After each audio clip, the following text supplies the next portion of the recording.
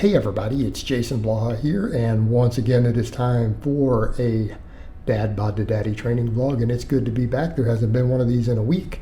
I just went 6 days with no power, no air conditioning after the hurricane here in Houston area, and I had a few people say, what's up with generators? Well, during the last one of these outages, I borrowed a generator from a family member, a big one, and they needed it this time. And there were no generators available. Gas was hard to get anyways. All my neighbors were struggling to get gas here locally because all the lights were out. They were having to travel pretty far just to get gas generators. Even people's generators all wore out. Several of my neighbors actually broke theirs. It is what it is. But I decided during that time, notice I am a leaner. I decided during that time I was going to have an arm day again. So that means we do a chest and back day, right? So we're doing chest and back. And I'm focusing on just chest and back. I don't even care about arms on it because Thursdays we're going to come in and have a full arm day. Now, I am 207 still because in the middle of all this, I was losing weight so fast trying to do the lower carbs, living on peanut butter and protein powder and everything. I started carbing back up. So as of now, I am on high carbs, low fat again, still fasting in the mornings. I've even salted up, so I have plenty of potassium and sodium in my diet. I guess I lost enough fat in all this last week. I am still 207. So for the past 3-4 days in a row, at least 3 days, I have been eating mostly carbs. And so instead of regaining 10 pounds of water, it put me back to where I was 10 days ago on low carbs. So I am sitting at 207. Now people say, how could that be? Because I sweated and moved so much doing different stuff, doing stuff around in the area. And just in the heat, I probably didn't eat enough. I tried to train the best I could. I couldn't come in and do heavy stuff. So I did tons and tons of little light pump stuff. I did tons of pull-ups, band work, sissy squats. I did like some really high rep incline benching with dumbbells, like 30, 40, 50 rep sets, just stuff like that, right? And I realized, let's go ahead and go with this approach. So I'm going to carbing back up, and I'm going to go ahead and take the volumes up a little bit. I want to work this up on a 5-day split, and I'm going to utilize all this glucose to the best of my ability. So we're going to continue this cut now on more carbs, and because I'm using carbs as a primary fuel source again, not even worrying about lower carb. I think if I just keep pushing the training volumes, so again, higher reps, a little more overall volume. I'm still not doing crazy high volumes. And it being 12 sets for chest today, 9 sets for back. I consider that to be pretty high volume, right? It's pretty high volume at this point, especially on a 5-day split, because I'm going to come in and do all that arm work. So that's going to be my norm, I think, for now. Some body parts I'll try to get more. Things like delts make it quite a bit more. So again, going to try to shoot for about 10 to 12 sets, I think, overall. And I may slowly work that up just a little bit, continue the 5-day split, but I do want the arms to get a little more priority. So again, they're going to get their own day. So what did we do for today's training? And I apologize, my third set of incline, I'll put it up in a short later in a reel, because it was a really good set, but my main video software that I'm using here, and I actually grabbed a new computer, so I'm going to have better editing software coming up, because this computer crashed in the middle of all of this. When I rebooted it up, at a blue screen, I'm worried it's on its last leg. I built this one 7 years ago, so I have a new computer with more upgraded video software. So again, we'll see how that goes. I'm still transferring all my files off of this one. So I've got a giant 10 terabyte external drive. I am still in the process of transferring all my backup data to it so that I can have it ready to go on the new rig when I set it up. So I'm still using the old one. It seems to be holding okay for now. So maybe later today or tomorrow I'll get the other one unboxed. But for now, the third set of incline, which is the one I really paused everything on, because I was like, okay, this one's getting hard. Let's just try to get that 8 reps through any means necessary. It's the best looking set, and it didn't get into this footage. So what we did here was, like I said, flat bench, 8 to 10 reps. I got 10 and it went down to 8. So again, a little bit of fatigue from all the last week, but I think the higher carbs is letting me, I'm going to work my volumes up. That's the main thing. I want to get the work capacity up because I feel like chest work capacity gets low really fast, whereas in my back doesn't. I can just rip through this stuff.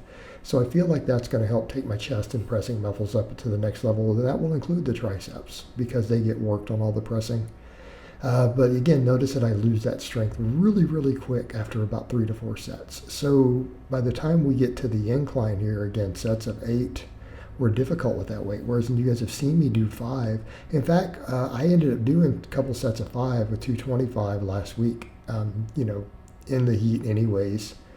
So the strength is still there, but it's just like I lose work capacity really fast on pressing exercises. So what we did was 3 sets of bench, 3 sets of weighted pull-ups, right? The nice wide grip weighted pull-ups.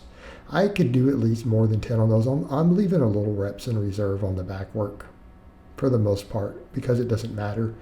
My back is my best body part, my lats and my calves. So I'm still training it, but the things like the pecs, the arms, and shoulders are going to be higher priority. Probably quads even to some extent, right? So again, they need to be pushed a little harder. Sets are going to be much closer to failure or to failure. So most of this dumbbell work was to failure. It stopped at the bottom and I felt like I couldn't get another rep, so we just brought the dumbbells down. So we did 3 sets of incline, 3 sets of just normal bent over rows. Then we went to dumbbells. So these are in about that 10 to 12 rep range. I grabbed the 75s, which means because I don't have a lot of extra adjustable dumbbells, not of that size, I just used those for the one-arm dumbbell rows as supersets.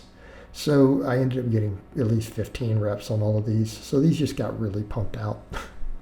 And again, I like one-arm dumbbell rows. And again, it helps my grip strength, helps my biceps.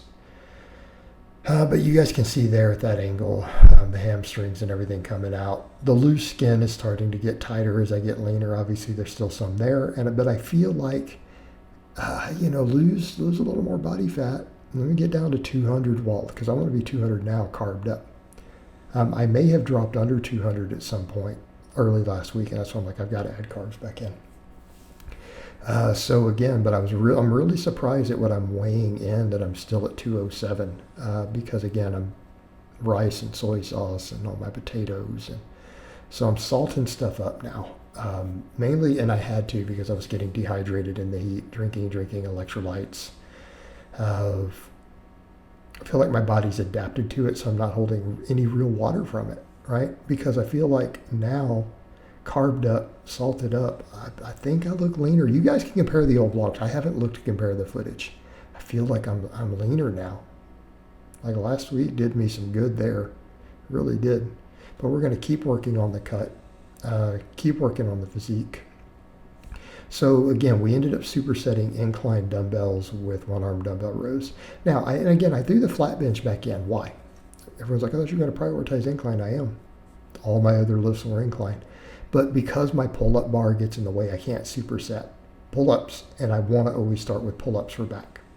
So I'm like, let's just do flat bench again, keep the reps high so that I can superset it, and then we can do incline on everything else. So incline's a massive priority because 3 sets of flat, 9 sets of incline work.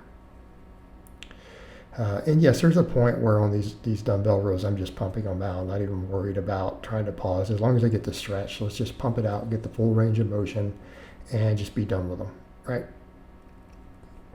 Because at a certain point, it's just almost conditioning. Because I'm doing 15 plus reps for both arms immediately after the dumbbell presses. So again, nice good cardio training, and that's what I want at this point. That's the other thing. I feel like, let me take the frequency and volume up, because we're getting studies now showing that yes, lifting weights is as good as cardio for fat loss. That is what a recent meta-analysis started to show now that we're looking at it in the lab. So, I'm not saying I don't walk and everything, but, it makes sense. And I've always told people in the past, oh, that's a silly idea, no need to do that. But, we got to be evidence-based. And, tons of bodybuilders have done it for years. So, again, maybe a little more training volume with the higher rep stuff while I'm cutting, probably okay. We can't do as much heavy stuff because we can't handle it. But I feel like a lot of this little pump work, probably not a bad idea at this point while I cut. Again, as long as I have the carbohydrates to fuel it, we should get fantastic energy turnover from it. Okay? If it lets me eat more carbohydrate, we get more overall thermic effect. We keep that energy turnover super high and just keep melting through body fat. Right? Keep melting through body fat. If I'm not melting it during the training, we're burning it later in the day because we're burning through all these carbs, and then any carbs that I eat just trains the muscles to store it better glycogen storage. So again, that creates a higher overall metabolic rate. You know, people have these silly ideas that, oh, glycogen stores have to be low to burn fat. That's not how it works at all. Not how it works at all. Train your muscles to hold more glycogen. Eat the carbs, store the glycogen, and then keep burning fat when you're not lifting. All right? Better energy turnover. Better energy turnover. And of course, I walk and everything for cardio. It's not like I don't do any cardio, in case people think I don't. I do list cardio every day. All right, so then we finished up with 3 sets of incline flies. The first set was harder, didn't get as many reps because it's like, oh, I'm not used to the movement. Then I got into the groove and the flow of it. So finished out with these. I skipped ab work today. I don't feel like doing the hanging leg raises every day. I'm going to do them on lower body days because I've been doing a lot of ab work separately now. I like to come in and do sets of 200-300 on crunches while just chilling in the evenings sometimes. All right. Do my hanging leg raises on the other days. I think will be fine. I did a phase there doing tons and tons of them. I don't feel that I need lots of them. As long as I'm getting some good direct ab work, I think it'll be fine.